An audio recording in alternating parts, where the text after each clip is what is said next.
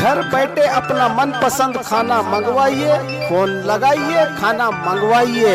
Mobile संख्या 8884447035377765। तो आज ही संपर्क कीजिए। ಈಗ ನಮ್ಮ ಜಿಲ್ಲೆಯಲ್ಲಿ ಒಟ್ಟು 434 ಜನರನ್ನು ನಾವು ಅಬ್ಸರ್ವೇಷನಲ್ಲಿ ಇಟ್ಟಿದ್ದೀವಿ. ಅದರಲ್ಲಿ 247 ಜನರು 28 ದಿವಸಗಳನ್ನು ಮುಗಿಸಿದ್ದಾರೆ. ಆಮೇಲೆ 15 to 28 ಡೇಸನ್ನು 149 ಜನ ಮುಗಿಸಿದ್ದಾರೆ. ಮತ್ತು 14 ಕ್ವಾರಂಟೈನ್ ಪೀರಿಯಡಲ್ಲಿ 38 ಜನ ಇದ್ದಾರೆ. ಈಗ ನಾವು ಆಲ್ರೆಡಿ 75 ಸ್ಯಾಂಪಲ್ಗಳನ್ನು ನಾವು ಕಳಿಸಿದ್ದೀವಿ ಟೆಸ್ಟಿಗೆ. ಅದರಲ್ಲಿ 63ರ ರಿಸಲ್ಟ್ ನಮಗೆ ಬಂದಿದೆ, 63 ನೆಗೆಟಿವ್ ಅದಾವೆ. ಆಮೇಲೆ ನಾವು ನಿನ್ನೆ ಕಳಿಸಿದಂಥ ಸ್ಯಾಂಪಲ್ ಟೆಸ್ಟ್ ಅವೇಟ್ ಮಾಡ್ತಾಯಿದ್ದೀವಿ. 12 ಟೆಸ್ಟ್ಗಳು ಇನ್ನೂ ಅವೇಟಿಂಗ್ ಇದ್ದಾವೆ. 12 ಟೆಸ್ಟ್ಗಳದ್ದು ಬರಬೇಕು. ಇವತ್ತು ಸಹಿತ ಮತ್ತೆ ನಾವು ಒಂದು 10 ರಿಂದ 12 ಮತ್ತು ಸ್ವಾಬ್ಗಳನ್ನು ಕಲೆಕ್ಟ್ ಮಾಡಿ ಕಳಿಸ್ತಾ ಇದ್ದೀವಿ. ಅದು ಹೊರತುಪಡಿಸಿ ಈಗಾಗಲೇ ತಮಗೆಲ್ಲ ಗೊತ್ತಿದೆ, ಇಲ್ಲಿ 2 ರೀಸನ್ನಿಗೆ ಜನ ಮತ್ತು ಕೆಲವು ಸಾರ್ವಜನಿಕರು ಮಿಸ್ಗೈಡ್ ಮಾಡೋದು, ಆಮೇಲೆ ಪಾಸ್ಗಾಗಿ ಬರೋದು, ಅನ್ನೆಸರಿಯಾಗಿ ಪಾಸಿನ ಸಂಬಂಧ ತಿರುಗೋದು, ವಿವಿಧ ಕಚೇರಿ, ಜಿಲ್ಲಾಧಿಕಾರಿ ಕಚೇರಿ, SP ಕಚೇರಿ, ವಿವಿಧ ಕಚೇರಿಗಳಲ್ಲಿ ಹೋಗೋದನ್ನು ತಾವು ಅಬ್ಸರ್ವ್ ಮಾಡಿದ್ದೀರಿ. ಈ ವೈದ್ಯಕೀಯ ರೀಸನ್ ಹೇಳಿ ನಮ್ಮ ಜಿಲ್ಲೆಯಲ್ಲಿ ಇದು ಅತ್ಯಂತ ಕಟ್ಟುನಿಟ್ಟಾಗಿ ನಾವು ಇದುವರೆಗೆ ಪಾಲಿಸಿರೋದ್ರಿಂದ ನಮ್ಮ ಜಿಲ್ಲೆಯಲ್ಲಿ ಇಂಥ ಸಮಸ್ಯೆ ಬರದೇ ಇರೋದರಿಂದ ನಾವು ಇವತ್ತು ನಿರ್ಧಾರ ಮಾಡಿದ್ದೀವಿ, ಯಾವ ಮೆಡಿಕಲ್ ರೀಸನ್ಗಾಗಿ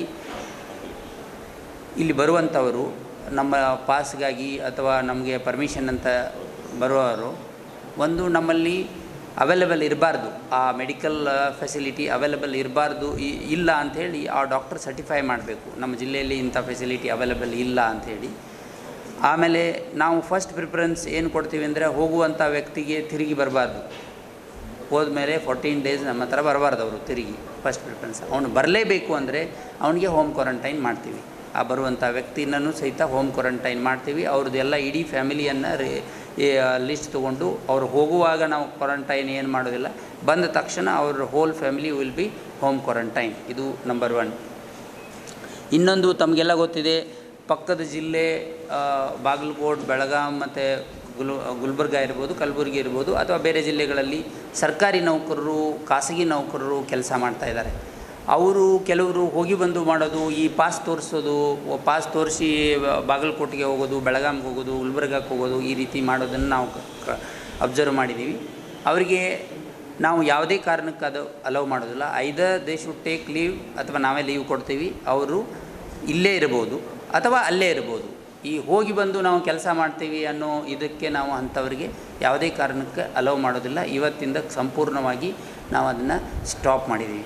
ಆಮೇಲೆ ಈಗಾಗಲೇ ನಾವು ಪಡಿತರದಲ್ಲಿ ಇದನ್ನು ಹಂಚಕ್ಕೆ ಸ್ಟಾರ್ಟ್ ಮಾಡಿದ್ದೀವಿ. ತಾವು ಮಾಧ್ಯಮದಲ್ಲಿ ಕೆಲವು ಕಡೆ ಮೇಂಟೈನ್ ಮಾಡ್ತಾ ಇಲ್ಲ ಅಂಥೇಳಿ ತಾವು ಬರೆದಿರಿ. ಅದರ ಪ್ರಕಾರ ನಾವು ಅವರಿಗೆ ಸಾಕಷ್ಟು ಈಗ ತಿಳುವಳಿಕೆ ಹೇಳಿದ್ದೀವಿ. ಆಮೇಲೆ ಆ ಸೋಷಿಯಲ್ ಡಿಸ್ಟೆನ್ಸಿಂಗ್ ಮೇಂಟೈನ್ ಮಾಡೋ ಬಗ್ಗೆ ಹೇಳಿದ್ದೀವಿ. ಈಗಾಗಲೇ ನಮ್ಮದು 50% ಜಾಸ್ತಿ ಆಲ್ರೆಡಿ ನಾವು ಹಂಚಿಬಿಟ್ಟಿದ್ದೀವಿ ಇಲ್ಲ. ಆಮೇಲೆ ಇನ್ನು ಉಳಿದಿದ್ದನ್ನು ಇನ್ನು 3-4 ದಿವಸಗಳಲ್ಲಿ ಮುಕ್ತಾಯ ಮಾಡುವಂಥದ್ದು ಮಾಡ್ತೀವಿ. ಎಲ್ಲ ಆಫೀಸರ್ಸ್, ತಹಸೀಲ್ದಾರ್ಸ್ ಮತ್ತು AC ಗಳು, ಆಮೇಲೆ ಫುಡ್ ಇಲಾಖೆಯವರು, ಆಮೇಲೆ ವಿಲೇಜ್ ಅಕೌಂಟೆಂಟ್, PDOಗಳು ಕಂಪಲ್ಸರಿಯಾಗಿ ಈ PDS ಅಂಗಡಿಗಳನ್ನು ಪೊಲೀಸ್ ಇಲಾಖೆಯೊಂದಿಗೆ ವಿಸಿಟ್ ಮಾಡ್ತಾ ಇರಬೇಕು, ಅಬ್ಸರ್ವ್ ಮಾಡ್ತಾ ಇರಬೇಕಂತ ಹೇಳಿ ನಾವು ಕಟ್ಟುನಿಟ್ಟಾಗಿ ಹೇಳಿದ್ದೀವಿ. ಅಲ್ಲಿ ಇಲ್ಲಿ ಒಂದೊಂದು ಸಣ್ಣ ಪುಟ್ಟ ಕಂಪ್ಲೇಂಟ್ಸ್ ಮತ್ತು ಇದು ಇದ್ದೇ ಇದೆ. ಅದು ಆ್ಯಸ್ ಯೂಶ್ವಲ್ 5% ನಮ್ಮ ಕಂಪ್ಲೇಂಟನ್ನು ನಾವು ಫೇಸ್ ಮಾಡಲೇಬೇಕು. ಅದನ್ನು ಸಹಿತ ಸರಿಪಡಿಸೋಕ್ಕೆ ನಾವು ಸಾಕಷ್ಟು ಪ್ರಯತ್ನ ಮಾಡ್ತಾಯಿದ್ದೀವಿ. ಆಮೇಲೆ ಈಗ 2-3 ದಿವಸಗಳಲ್ಲಿ ನಾವು ಒಂದು ಅಬ್ಸರ್ವ್ ಮಾಡ್ತಾಯಿದ್ದೀವಿ, ಅಂಥವ್ರ ಅಗೇನ್ಸ್ಟೂ ನಾವು ಈಗ ಕೇಸ್ ಹಾಕ್ತಾಯಿದ್ದೀವಿ. ಈಗ ಕೆಲವರು ಮುಂದೆ ಎಲೆಕ್ಟ್ ಆಗೋರು, ಮುಂದೆ ಇಲೆಕ್ಷನಿಗೆ ನಿಲ್ಲೋರು, ಈ ಜನಪ್ರತಿನಿಧಿಗಳಂತ ಹೇಳಿಕೊಂಡು ಕೆಲವರಿಗೆ ಈ ಸ್ಲಮ್ ಮತ್ತು ಇತರೆ ಏರಿಯಾದಲ್ಲಿರೋರಿಗೆ ಮಿಸ್ಗೈಡ್ ಮಾಡಿ ಇಂಥದ್ದು ಫುಡ್ ನಿಮಗೆ ಅಲ್ಲಿ ಕೊಡ್ತಾರೆ, ಇಲ್ಲಿ ಕೊಡ್ತಾರೆ ಅಂಥೇಳಿ ತಪ್ಪು ತಿಳುವಳಿಕೆ ಮಾಡಿ ಜನರನ್ನು ಗುಂಪುಗಟ್ಟಿ ಕಳಿಸುವಂಥದ್ದು ಮಾಡ್ತಾಯಿದ್ದಾರೆ. ಅದು ಆ್ಯಸ್ ನಮ್ಮ ಲಾಕ್ಡೌನ್ ಪ್ರಿನ್ಸಿಪಲ್ ಮತ್ತು ನಾನು 144 ಆದೇಶ, ಆಮೇಲೆ ಈ ಎಪಿಡೆಮಿಕ್ ಇದರಲ್ಲಿ 269, 270 ಇದನ್ನೆಲ್ಲ ವೈಲೇಟ್ ಮಾಡಿ ನಾವು ಇವರು ಕಳಿಸುವಂಥದ್ದು, ಅವ್ರ ಮೇಲೆ ಸೈನ್ ಮಾಡಿ ಕಳಿಸುವಂಥದ್ದನ್ನು ನಾವು ಅಬ್ಸರ್ವ್ ಮಾಡಿದ್ದೀವಿ. ಅಂಥವ್ರ ಮೇಲೆ ನಾವು ಕೇಸನ್ನು ಹಾಕ್ತೀವಿ, ಅವ್ರ ಮೇಲೆ ಯಾವುದೇ ಕಾರಣಕ್ಕೆ ಬಿಡೋದಿಲ್ಲ. ಯಾಕಂದರೆ ಅವ್ರಿಗೆ BPLದಿಂದ ಸರ್ಕಾರದಿಂದ ಸಿಗಬೇಕಾದಂಥದ್ದು ಸಿಕ್ಕಿದೆ ಆಲ್ರೆಡಿ. ಅವರೇ ಹೇಳ್ತಾರೆ ನಮಗೆ ಸಿಕ್ಕಿಬಿಟ್ಟಿದೆ ಸರ್, ನಮಗೆ ಇನ್ನೂ ಏನಾದರೂ ಸಿಗ್ತದೆ ಅಂತ ಹೇಳಿ ಅವ್ರು ಹೇಳಿ ಕಳಿಸಿದ್ದಾರೆ ಅಂಥೇಳಿ. ಯಾವುದೇ ಕಾರಣಕ್ಕೂ ಸಹಿತ ಈ ಸಂದರ್ಭವನ್ನು ರಾಜಕೀಯ ಉದ್ದೇಶಕ್ಕಾಗಿ ಆಗಲಿ ಅಥವಾ ವೈಯಕ್ತಿಕ ಹಿತಾಸಕ್ತಿಗಾಗಿ ಯೂಸ್ ಮಾಡುವಂಥದ್ದಲ್ಲ, ಉಪಯೋಗ ಮಾಡುವಂಥದ್ದಲ್ಲ. ಇದು ಎಲ್ಲರೂ ಒಟ್ಟಾಗಿ ಸೇರಿ ನಾವು ಕೆಲಸ ಮಾಡಬೇಕಾಗಿದೆ, ಒಟ್ಟಾಗಿ ಸೇರಿ ನಾವು ಇದನ್ನು ಎದುರಿಸಬೇಕಾಗಿದೆ. ಅದಕ್ಕಾಗಿ ಯಾರಾದರೂ ಆ ರೀತಿಯಲ್ಲಿ ತಪ್ಪು ತಿಳುವಳಿಕೆನೋ ಅಥವಾ ತಿಳಿದು ಮಾಡುವಂಥ ಇಂಥ ತಪ್ಪುಗಳನ್ನು ನಾವು ಕ್ಷಮಿಸೋದಿಲ್ಲ. ಅಂಥವ್ರ ವಿರುದ್ಧ ನಾವು ಕಾನೂನು ಕ್ರಮ ಕೈಗೊಳ್ತೀವಿ. ಮಾನ್ಯ ಮುಖ್ಯಮಂತ್ರಿಗಳು ಹೇಳಿದ್ದಾರೆ, ಇಂಥದಕ್ಕೆ ಯಾವುದಕ್ಕೂ ನಾವು ಅವಕಾಶ ಕೊಡ್ತಾ ಇಲ್ಲ. ಆಮೇಲೆ ಈ ಗುಂಪಾಗಿ ಬರೋದರಿಂದ ನಮ್ಮ ಸೋಷಿಯಲ್ ಡಿಸ್ಟೆನ್ಸಿಂಗ್ ಏನು ಬೇಸಿಕ್ ಪ್ರಿನ್ಸಿಪಲ್ ಇದೆ ಕಂಪ್ಲೀಟ್ ಅದು ಫೇಲ್ ಆಗ್ತದೆ. ಯಾರಿಗೇ ತೊಂದರೆ ಇದ್ರೂ ಸಹಿತ ಅಲ್ಲಲ್ಲಿ ಆ ಏರಿಯಾದ್ದು ಮತ್ತು ಇದ್ರದ್ದು ನಮ್ಮ ಅಧಿಕಾರಿಗಳಿದ್ದಾರೆ, ಅವರಿಗೆ ಮಾಹಿತಿ ಕೊಡಲಿ. ಇದು ಸಂದರ್ಭ 100% ನಿಮಗೆ ಎಲ್ಲ ಒಳ್ಳೆಯದಾಗ್ತದೆ, ಎಲ್ಲ ಫೆಸಿಲಿಟಿನ ನಾವು ಕೊಡ್ತೀವಿ ಅಂತ ಹೇಳುವಂಥ ಸಂದರ್ಭ ಅಲ್ಲ. ಒಂದು ಸಣ್ಣ ಪುಟ್ಟ ತೊಂದರೆಗಳಿದ್ದರೆ ಅದನ್ನು ಬಗೆಹರಿಸುವಂಥದ್ದು.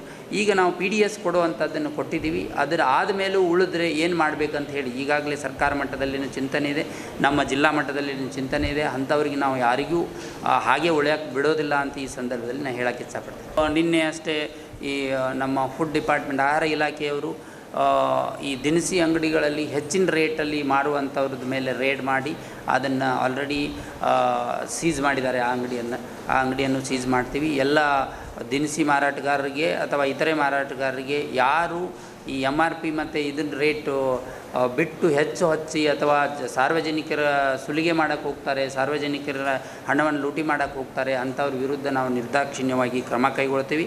ಅದೇ ರೀತಿ ಯಾವುದೇ PDS ಅಂಗಡಿಯಲ್ಲಿಯೂ ಸಹಿತ ಇವರು ಸರ್ಕಾರ ನಿರ್ಧಾರ ಏನು ಪಡಿಸಿದ್ದಾರೆ ಅದರ ಪ್ರಕಾರ ವಿತರಣೆ ಮಾಡಬೇಕು. ಯಾವುದೇ ದುಡ್ಡು ಕಲೆಕ್ಷನ್ ಮಾಡೋದಾಗಲಿ ಮತ್ತೊಂದು ಮಾಡುವಾಗಲಿ ಯಾವುದೇ ಕಾರಣಕ್ಕೆ ಮಾಡಬಾರ್ದು.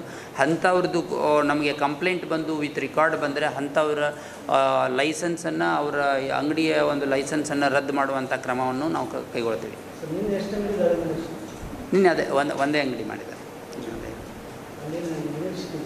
ಸಿಕ್ಕೋದೇನಿಲ್ಲ, ಅವರು MRPಗಿಂತ ಜಾಸ್ತಿ ಮಾರ್ತಾ ಇದ್ದಾರೆ ಅಷ್ಟೇ.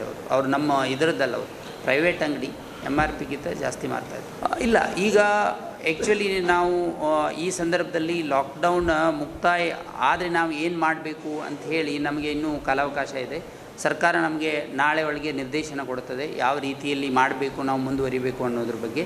ಬಟ್ ನಮ್ಮ ಜಿಲ್ಲಾಡಳಿತದಿಂದ, ಪೊಲೀಸ್ ಇಲಾಖೆಯಿಂದ ನಾವು ಉಳಿದಿದ್ದು ಏನು ಸಿದ್ಧತೆ ಮಾಡಿಕೊಳ್ಬೇಕು ಎಲ್ಲ ಸಿದ್ಧತೆಗಳನ್ನು ಮಾಡ್ಕೊಂಡಿದ್ವಿ. ಯಾಕಂದರೆ ಅವರು ಏನು ರಿಲ್ಯಾಕ್ಸ್ ಮಾಡ್ತಾರೆ ಅಥವಾ ಮುಂದುವರಿಸ್ತಾರೆ ಅದು ಯಾವುದೇ ನಿರ್ಧಾರ ತಿಳಿಸಿಲ್ಲದೆ ಇರೋದರಿಂದ ನಾವು ಈಗಾಗಲೇ ನಾವು ಅದರ ಬಗ್ಗೆ ನಾವು ಆ ಕುರಿತು ಚಿಂತನೆ ಮಾಡೋದಾಗಲಿ ಇದನ್ನು ಮಾಡೋದಾಗಲಿ ಯಾವುದೂ ಇಲ್ಲ. ಬಟ್ ನಮ್ಮ ಪ್ರಿಪೇರ್ಡ್ನೆಸ್ ಏನಿದೆ ಅಡ್ಮಿನಿಸ್ಟ್ರೇಟಿವ್ಲಿ ಆ ಪ್ರಿಪೇರ್ಡ್ನೆಸ್ಸಲ್ಲಿ ಇದೆ.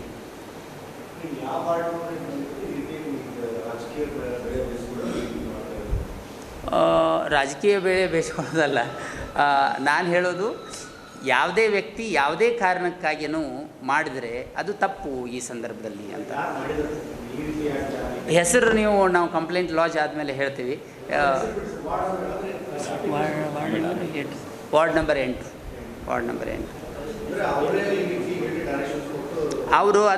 ಅವರು ಒಂದಿಷ್ಟು ಬಂದು ಅದು ಏನಂತ ಆ್ಯಕ್ಚುಲಿ ನಮಗೆ ಗೊತ್ತಿಲ್ಲ. ಯಾಕಂದರೆ police has to enquire.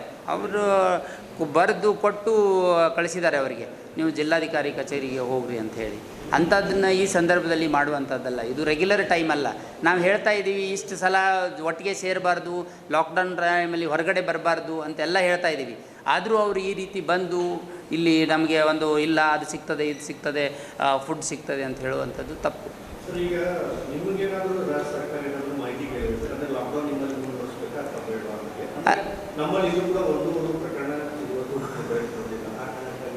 Lockdown ಬೇರೆ ಜಿಲ್ಲೆಗಳು ಏನು ಮಾಡಬೇಕು, ನಮ್ಮ ಜಿಲ್ಲೆ ಬಗ್ಗೆ ಏನಾದರೂ ಇಲ್ಲ. ಅದು ಹೀಗಿದೆ, ನಮ್ಮದು ಎಕ್ಸ್ಪ್ರೆಸ್ ರಿಪೋರ್ಟ್ ಅಂತ ಏನು ಕೇಳೋದಿಲ್ಲ ಅವರು. ನಮ್ಮಲ್ಲಿ ಏನು ಸ್ಟೇಟಸ್ ತೊಗೊಳ್ತಾರೆ ಅಷ್ಟೇ. ಸ್ಟೇಟಸ್ ಈಗ ಆ್ಯಸ್ ಆಫ್ ನೌ ನಿಮ್ಮಲ್ಲಿ ಏನಿದೆ ಅಂತ ಹೇಳಿ ಮಾತ್ರ ಗೊತ್ತಾರೆ. ಬಟ್ ಮುಂದುವರಿಸಬೇಕಾ ಬೇಡ ಅಂತ this is a very small office to decide. ಅದು that cabinet will decide and honourable chief minister and prime minister will decide. ನಮಗೇನು ಆ ರೀತಿ ಕೇಳಿಲ್ಲ ಮುಂದುವರಿಸಬೇಕಾ ಬೇಡ ಅಂತೇಳಿ, ನಮ್ಗೆ ಅಲ್ಲಿ ಅವರಿಗಾಗಲಿ ಯಾರೂ ಕೇಳಿಲ್ಲ. ಎಲ್ಲ ರೀತಿಯಿಂದ ಸರ್ಕಾರ ಯಾವ ನಿರ್ಧಾರ ತಗೊಳ್ತದೆ ಅದಕ್ಕೆ ನಾವು ಅದನ್ನು ಇಂಪ್ಲಿಮೆಂಟ್ ಮಾಡೋಕ್ಕೆ ಸದಾ ಸಿದ್ಧರಿದ್ದೀವಿ ಮತ್ತು ಬದ್ಧರಿದ್ದೀವಿ. ಇನ್ ಸ್ಪಿರಿಟ್, ಲೆಟರ್ ಆ್ಯಂಡ್ ಸ್ಪಿರಿಟಲ್ಲಿ ಇಂಪ್ಲಿಮೆಂಟ್ ಮಾಡ್ತೀವಿ. ಸರ್, ಈಗ ಬೇಕರಿಗಳನ್ನ ಜನ ಬೈಕ್ ತಗೊಂಡೇ ಬರ್ತಾ ಇದ್ದಾರೆ. ಈಗ ನಾವು ಬೇಕ್ರಿಗಳನ್ನು ಸರ್ಕಾರದ ನಿರ್ದೇಶನದ ಪ್ರಕಾರ ನಾವು ಅವಕಾಶ ಕೊಟ್ಟಿದ್ದೀವಿ. ಈಗ ನಾವು ಆಲ್ರೆಡಿ ಬೈಕ್ಗಳನ್ನು ಯೂಸ್ ಮಾಡಬಾರ್ದು ಅಂತ ನಾವು ಹೇಳಿದ್ದೀವಿ. ಆಲ್ರೆಡಿ ಒಂದು 1700 ಎಲ್ಲ ಸೀಸ್ ಮಾಡಿರ್ಬೋದು ಆಲ್ರೆಡಿ. ಮತ್ತು ಅವ್ರಿಗೆಲ್ಲರಿಗೂ ಗೊತ್ತಿದೆ ಈ ಸುಮ್ಮನೆ ಪಾಲ್ತು ತಿರುಗೋರಿಗೆ ಇದನ್ನು ಮಾಡೋರಿಗೆ ನಾವು ಸೀಸ್ ಮಾಡ್ತೀವಿ ಅಂತ ಅವರಿಗೂ ಗೊತ್ತಿದೆ. ಆದರೂ ಕೆಲವರಿಗೆ ವಯಸ್ಸಲ್ಲಿ ಸ್ವಲ್ಪ ಜಾಸ್ತಿ ಇದಿರೋದ್ರಿಂದ ತೊಗೊಂಡು ಬರ್ತಾರೆ, ಅಂಥವನ್ನಂತೂ ಸೀಸ್ ಮಾಡೇ ಮಾಡ್ತೀವಿ. ಬೇಕ್ರಿಗಳು ಓಪನ್ ಮಾಡಿರೋದು ಓನ್ಲಿ ರೀಸನ್ ಈಸ್ ಆ ಏರಿಯಾದವರು ಅಲ್ಲಿ ಬಂದು ತೊಗೊಳ್ಳಿ ಒಂದು. ಎರಡನೇದು ನಾನೇ ಸ್ವತಃ ಮತ್ತು ನಾವು 3 ಜನ ಸ್ವತಃ ಹೋಗಿ ಬೇಕ್ರಿಗಳಲ್ಲಿ ಕೆಲವು ಕಡೆ ಕೇಳಿದ್ದೀವಿ. ಅವರು ನಂಬರ್ ಕೊಟ್ಟಿದ್ದಾರೆ. ಅವರು ಇವರಿಗೆ ಈ ಸಪ್ಲೈ ಬಾಯಿಗೆ ನಾವು ಅಲೌ ಮಾಡಿದ್ದೀವಿ, ಅವನು ಹೋಗಿ ಕೊಟ್ಟು ಬರ್ಬೋದು, ಅದಕ್ಕೆ ನಾವು ಅಲೌ ಮಾಡಿದ್ದೀವಿ. ಇವರು ಸುಮ್ಮನೆ ಅದು ಬೈಕ್ ಹೊಡ್ಕೊಂಡು ಬಂದು ಊರಲ್ಲಿ ತಿರ್ಕೊಂಡು ನಾ ಇದನ್ನು ತರೋಕೆ ಬರ್ತೀವಿ, ಅದಕ್ಕೆ ಅವಕಾಶನೇ ಇಲ್ಲ. ಓನ್ಲಿ ಆ ಏರಿಯಾದಲ್ಲಿ ಅಲ್ಲೇ ದಿನಸಿ ತೊಗೋಬೇಕು ಮತ್ತು ವೆಜಿಟೇಬಲ್ಸ್ ತೊಗೋಬೇಕು ಮತ್ತು ಬೇಕ್ರಿ ತೊಗೋಬೇಕು ಅಂತ ನಾವು ಹೇಳಿದ್ದೀವಿ. Bakery item it is not ಅದು ಬೇಕ್ರಿ ತಿನ್ನಲಿಲ್ಲ ಅಂದರೆ ಏನೂ ಆಗೋದಿಲ್ಲ. 1 ದಿವಸ ಬಿಟ್ಟರೆ 4 ದಿವಸ ಬಿಟ್ಟರೆ ಅದನ್ನು ನಾವು ಪರ್ಮಿಷನ್ ಕೊಟ್ಟಿರೋದ್ರಿಂದ ಆ ಏರಿಯಾದವರು ಆ ಬೇಕ್ರಿಗಳನ್ನು ಯೂಸ್ ಮಾಡ್ಕೋಬೇಕಷ್ಟೆ. ಅವನು ನಾರ್ತ್ ಈಸ್ಟ್ ಇದು KSRTC ಕಂಡಕ್ಟರ್ ಮಲ್ಲಪ್ಪ, 47 ವರ್ಷ. ಸೊ ಅವರು ಬೆಳ್ಳಾರಿಯಲ್ಲಿ ಕೆಲಸ ಮಾಡ್ತಾಯಿದ್ರು. ಲಾಕ್ಡೌನ್ಗಿಂತ ಮುಂಚೆ 14ನೇ ತಾರೀಕಿಗೆ ಅವರು ಮಿಸೇಜ್ ತವ್ರ ಮನೆಗೆ ಬಂದಿದ್ದರು, ಅವರು ಮತ್ತು ಮಿಸೇಜ್ ಮತ್ತು ಮಗ. ಸೊ ಆದ ನಂತರ ಲಾಕ್ಡೌನ್ ಡಿಕ್ಲೇರ್ ಆಯಿತು. ಅವ್ರದ್ದು ಸ್ವತಃ ಊರು ಹುನ್ಗುಂತ. ಸೊ ಆ ದಿವಸ 2 ದಿವಸ ಹಿಂದೆ ಅವರು ಹುನ್ಗುನ್ಗೆ ವಾಪಸ್ ಹೋಗೋಣ ಅಂತ ಪ್ಲ್ಯಾನ್ ಮಾಡಿದ್ದಾರೆ. ಅವರೊಂದು ಟಾಟಾ ಏಸ್ ಗಾಡಿಯಲ್ಲಿ ಹೋಗುವಾಗ ತಿಡ್ಗುಂದಿ ಚೆಕ್ ಪೋಸ್ಟಲ್ಲಿ ನಮ್ಮವರು ನಿಲ್ಲಿಸಿದ್ದಾರೆ. ದಟ್ ನಿಮಗೆ ಇದು ಈ ರೀತಿ ಮೂಮೆಂಟ್ ಅಲೌಡ್ ಇಲ್ಲ, ನೀವು ವಾಪಸ್ ಹೋಗಬೇಕು ಅಂತ. ಸೊ ಅವನು ಆಮೇಲೆ ಕಂದಾರಿಂದ ಹೆಂಡತಿ ಮತ್ತು ಮಕ್ಕಳು ಕಳಿಸಿದ್ದಾರೆ ಆ ಕಡೆ. ಮತ್ತು ಅವರು ಕೂಡ ಅದೇ ರೀತಿ ಹೋಗ್ಬೋದಿತ್ತು, ಬಟ್ ಅವನು ತಮ್ಮ ಫ್ರೆಂಡ್ ಹತ್ತಿರ ಒಂದು ಅಮರ್ಗೋಳ ಅಂತ ಜಾಗದಲ್ಲಿ ಹೋಗಿದ್ದಾರೆ. ಅಲ್ಲಿ ಅವ್ರ ಜೊತೆ ಮಾತಾಡಿ ಮತ್ತು ಸದ್ಯಕ್ಕೆ ಅವರು ಕುಳಿತುಕೊಂಡು ಅಲ್ಲಿಂದ ಫ್ರೆಂಡ್ಗೆ ಹೇಳಿದ್ದಾರೆ, ನಾನು ಇಲ್ಲಿಂದ ಈಜು ಮಾಡಿ ನಮ್ಮ ತಾಲೂಕಿಗೆ ಹೋಗ್ತೀನಿ, ಹತ್ತಿರ ಆಗ್ತದೆ ನನಗೆ. ಸೊ ಅವರು ಫ್ರೆಂಡ್ ಅವ್ನಿಗೆ ಎಚ್ಚರಿಕೆ ಕೊಟ್ಟಿದ್ದಾರೆ, ಇಲ್ಲಪ್ಪ ಇದು ಸರಿ ಆಗಲ್ಲ ಮತ್ತು ನಿಮಗೆ ತೊಂದರೆ ಆಗ್ತದೆ, ನೀವು ಕೂಡ ನಡ್ಕೊಂಡು ಹೋಗಿ. ಸೊ ಅವನು ಮಾತು ಕೇಳಲಿಲ್ಲ. ಆಮೇಲೆ ಕುಳಿದುಕೊಂಡು ಆಮೇಲೆ ಈಜು ಮಾಡೋಕ್ಕೆ ಟ್ರೈ ಮಾಡಿದ್ದಾನೆ. ಅಲ್ಲಿ ಅಮರ್ಗೋಳಲ್ಲಿ ಅವನು ಕೃಷ್ಣ ರಿವರಲ್ಲಿ ಡೌನ್ ಆಗಿಬಿಡ್ತಾನೆ. ಡ್ರಿಂಕ್ಸ್ ಮಾಡಿ ಅವನು ಸ್ವಿಮ್ಮಿಂಗ್ ಮಾಡೋದು ಟ್ರೈ ಮಾಡಿದರೆ ಅದು ಸಕ್ಸಸ್ಫುಲ್ ಆಗಲಿಲ್ಲ, ಡೌನಿಂಗ್ ಆಯಿತು. ಈಗ ಕೆಲವು ಅವರು ನಾವು ಮೊನ್ನೆ ಕೂಡ ರೇಡ್ ಮಾಡಿದ್ದೀವಿ. ಮತ್ತು ಕೆಲವರು ಗುಪ್ಚುಪ್ಪನ್ನು ಇದು ಮಾಡ್ತಾರೆ. ನಾವು ಈಗ ಇತ್ತೀಚೆಗೆ 1 ವಾರದಲ್ಲಿ ನಮ್ಮ ಎಕ್ಸೈಸ್ ರೇಟ್ ಸಿಕ್ಕಾಪಟ್ಟೆ ಆಗಿದೆ. ಎಕ್ಸೈಸ್ ಡಿಪಾರ್ಟ್ಮೆಂಟ್ ಅವರು ರೇಡ್ ಮಾಡ್ತಾ ಇದ್ದಾರೆ. ಮತ್ತು ಕೆಲವರಿಗೆ ವಿಡ್ರಾವಲ್ ಸಿಂಪ್ಟಮ್ಸ್ ಇರ್ತಾರೆ, ಅವರು ಏನಾದರೂ ಮಾಡಿ ಡಬಲ್ ರೇಟಲ್ಲಿ, ಟ್ರಿಪಲ್ ರೇಟಲ್ಲಿ ಖರೀದಿ ಮಾಡ್ತಾರೆ. ಸೊ ಅದಕ್ಕಾಗಿ ನಾವು ಕೂಡ ಜಾಗರೂಕಿದ್ದೀವಿ, ನಾವು ಕೂಡ ರೇಟ್ ಮಾಡ್ತಾಯಿದ್ದೀವಿ. ಬಟ್ ಈಗ ಅವ್ನಿಗೆ ಸಿಗ್ತಾ ಇದೆ, ಅದು ಎಲ್ಲಿಂದ ಸಿಕ್ಕಿದ್ದು ಅದು ವಿಚಾರಣೆ ಮಾಡಬೇಕು. But at the same time this incident ಇದೆ.